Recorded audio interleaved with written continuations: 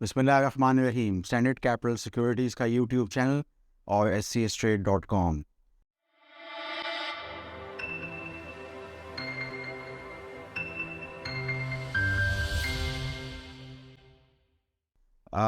बहुत सी अच्छी खबरें थी, जिसमें कि बैंकिंग सेक्टर के हवाले से एक अहम खबर ये थी कि शायद अगले कैलेंडर ईयर के अंदर जो एडवांसेस टू डिपॉजिट रेशो जिनके बैंक कम थे, उन पे सुपर टैक्स का इजरा ज़रा ज़्यादा हो रहा था, तो वो उसको नथी उन्होंने नहीं किया बल्कि हटा दिया है।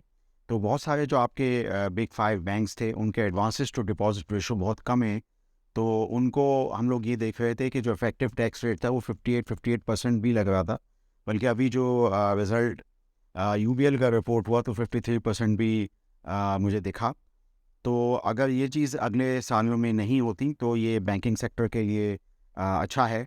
और यहाँ पे मैं बताता चलूँ कि यूबीएल का जो डिविडेंड है 9 रुपये काफ़ी अट्रैक्टिव है। और इसको अवेल मैं समझता हूँ कि हर तरीके से जो भी इन्वेस्टमेंट की एडवाइस होती हैं उसमें करना चाहिए।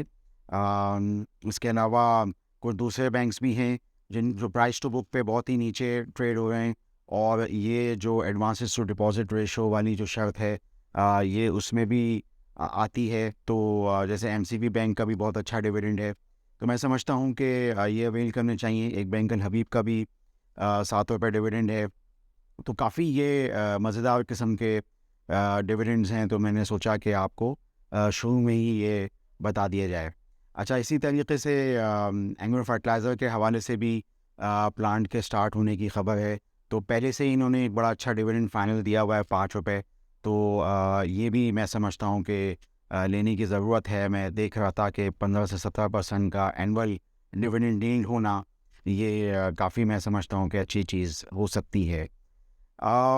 अभी जैसे भी मुल्क के मईशत के हालात हों, आईएमएफ से मामला चल रहे हों, लेकिन ये जो डिविडेंड स्ट्रीम आ रही है, जैसे कि यूबीएल बैंक का मैंने तज़किरा किया, एमसीबी बैंक का किया, एंग्रो फर्टिलाइज़र का किया, कल हमने पाकिस्तान ऑयल फील्ड्स के भी देखे। काफ़ी 20 रुपए का डिविडेंड, गो के ज़्यादा नहीं था उनकी ईपीएस के हिसाब से, जो तकरीबन 51 रुपए हाफ ईयर। लेकिन उसके बावजूद भी मैं समझता हूँ कि अवेल करने में कोई हर्ज नहीं है, और अच्छी अपॉर्चुनिटी है। इसी तरीके से जो उनकी डाउनस्ट्रीम कंपनी है अटक पेट्रोलियम, उसका भी डिविडेंड जो है वो खातिर खा 12.5 रुपये, गो के ये भी एक्सपेक्टेशन से कम है। लेकिन फिर भी मैं समझता हूँ कि इस लेवल पे अवेल करने में कोई हर्ज नहीं होना चाहिए। काफ़ी अच्छे स्टॉक्स ये इस वक्त अवेलेबल थे डिविडेंड के पर्सपेक्टिव से। ये तो थी एक्विटीज़ के हवाले से।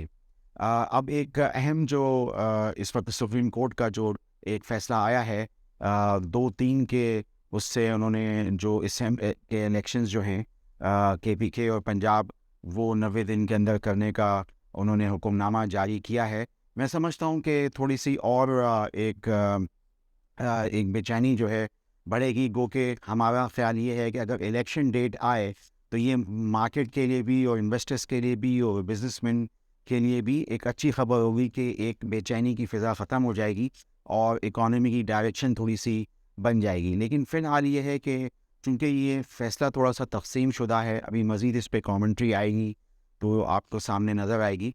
लेकिन ये है कि चूँकि फ़ैसला काफ़ी जजेस के दरमियान तक़सीम शुदा है, तो शायद हो सकता है कि इसको इतना पॉजिटिवली शायद अभी फ़िलहाल ना लिया जाए।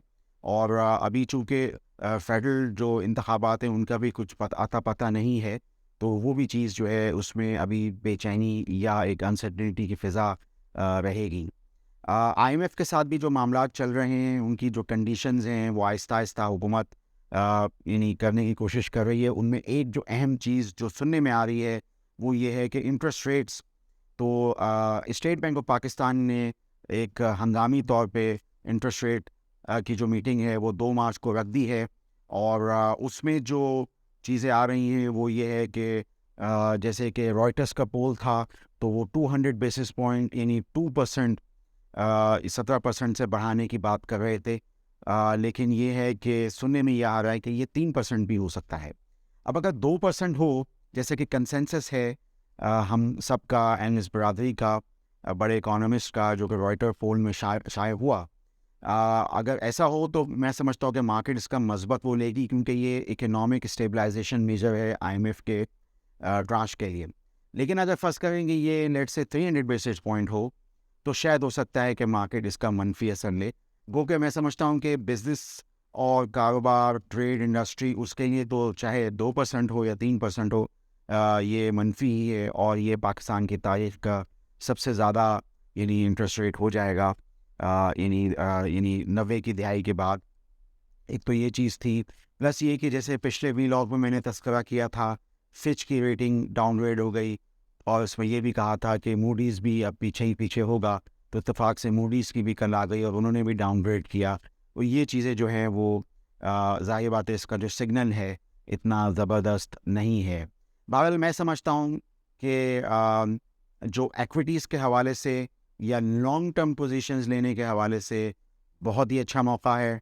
जैसे कि हम वॉरेन बुफे की बात को अक्सर कोट करते हैं कि जब स्क्रीन पे रेड ही रेड हो या खून ही खून हो, तो वो वक्त होता है शेयर लेने का। तो मैं समझता हूँ कि बहुत सारी पाकिस्तान की अच्छी कंपनियां जो हैं वो उनकी लंबी पोजीशन के लिए ये बुरा वक्त नहीं है पोजीशन में इन्हें बनाने का या पोर्टफोलियो जमा करने का। आप स्टैंडर्ड कैपिटल सिक्योरिटीज़ के यूट्यूब चैनल को सब्सक्राइब कीजिए, और ये जो मज़कूरा शेयर्स मैंने बोले हैं इसके स्नैपशॉट पे जाके इनके price to book value multiple और इनके रिटर्न ऑन इक्विटी को देखते रहिए। आपका शुक्रिया। For more details, call us today at 111-111-721.